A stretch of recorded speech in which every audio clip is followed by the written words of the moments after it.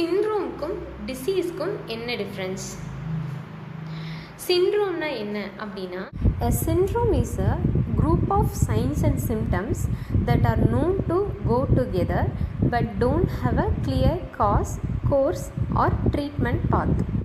So syndrome நம்ம already பார்த்த மாதிரியே எல்லாத்துக்கும் ஒரே சைன்ஸ் அண்ட் சிம்டம்ஸ் சிமிலியராக இருக்கும் அப்படின்றத பார்த்தோம்.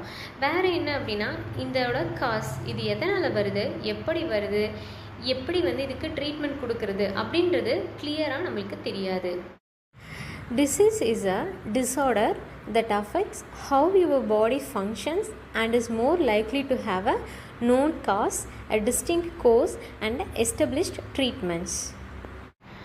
டிசீஸில் உங்கள் பாடி ஒரு ஸ்பெசிஃபிக்கான நோய் வந்துருச்சுன்னா எப்படி பாதிக்கப்படுது, எதனால் பாதிக்கப்படுது, அதுக்கு எப்படி ட்ரீட்மெண்ட் கொடுக்கலாம் அப்படின்றது தெளிவாக தெரியும்.